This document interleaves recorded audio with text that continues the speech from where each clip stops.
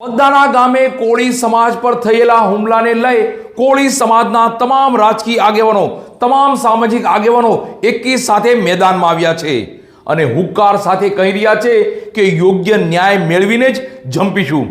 ત્યારે આ સમગ્ર ઘટનાને લઈ સોમનાથ વિસ્તારના ધારાસભ્ય શ્રી વિમલભાઈ ચુડાસમા પણ મહુવા આવી પહોંચ્યા હતા। નવનીતભાઈ બાલદિયાની ખબર અંતર પૂછી આશ્વાસન આપી કહ્યું હતું કે યોગ્ય ન્યાય મળશે જ। ત્યારે પોલીસ વિભાગ દ્વારા પણ ગઈકાલે વિશેષ નિવેદન નવનીતભાઈ બાલદિયાનું લેવામાં આવ્યું હતું। ભાવનગર જિલ્લાના બગદાણામાં કોળી સમાજના યુવક પર 8 શખ્સોએ હુમલો કર્યાના મામલે કોળી સમાજના યુવકને ન્યાય અપાવવા માટે ભાવનગર જિલ્લો તથા અન્ય જિલ્લાના કોળી સમાજના રાજકીય આગેવાનો એકી સાથે મેદાનમાં આવ્યા છે।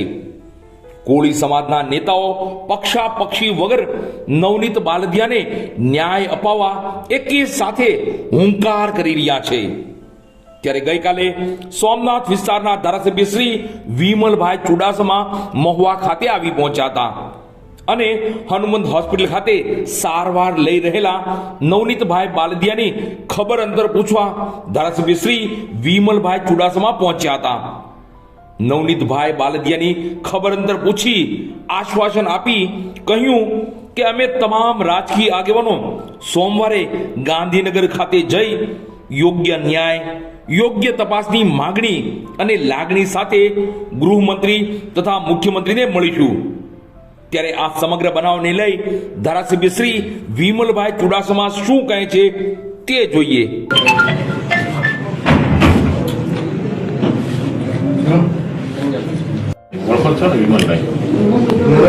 મારો તો મને ગુરુભાઈને ફોન હતો પછી આજે હું આવ્યો અને બધું તપાસ કરી તમારે છે તમને ન્યાય મળે એના માટે જે પણ અમારો સાથ સહકાર સંપૂર્ણ અમારો સાથ સહકાર તમારે હારે છે એના માટે એને એમને ખાસ કરીને તમારી ખબર પૂછવા માટે સોમવારે બધા ધારાસભ્ય જવાના છે અને તમારા માટે ગૃહપ્રધાનને વાતે કરવાના છે અને તમારા માટે જે પણ લડાઈ લડવી પડે અમે સંપૂર્ણ તમારી સાથે છે અને તમને ન્યાય મળે ત્યાં સુધી તમારી સાથે રહીશું।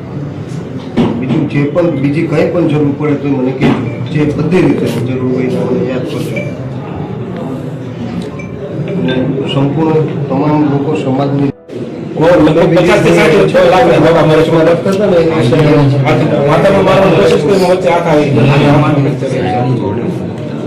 બંને પગમાં કાકા આવેલા છે। હિંમત વાળા અને હિંમત રાખજો અમે સંપૂર્ણ તમારી સાથે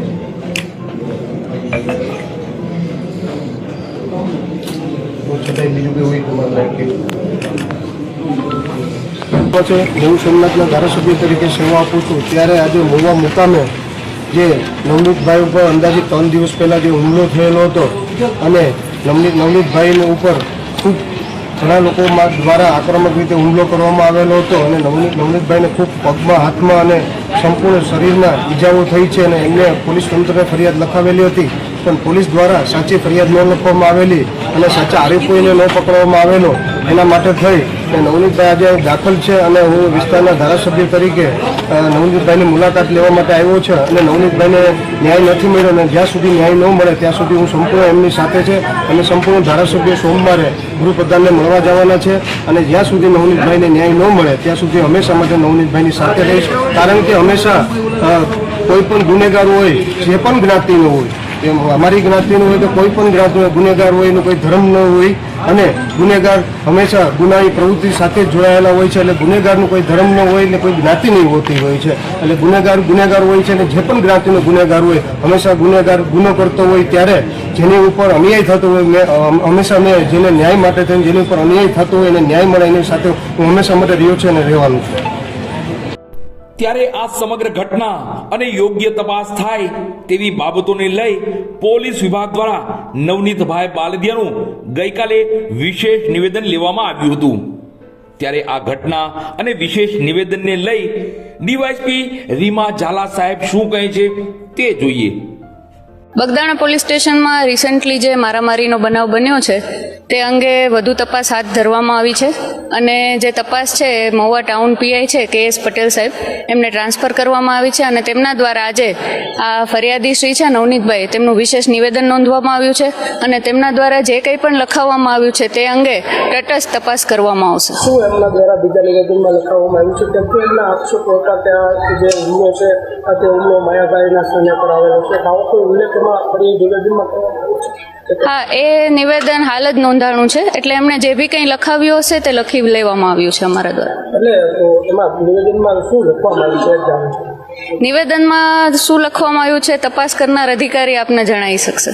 અત્યારે 2 કોલ રેકોર્ડ પણ ફરિયાદી તરફથી પાછા આપવામાં આવ્યા છે. હા, એ વાત સાચી છે. એમાં શું પ્રક્રિયા છે? એ વસ્તુ હવે તપાસ કર્યા બાદ જ ખ્યાલ આવશે.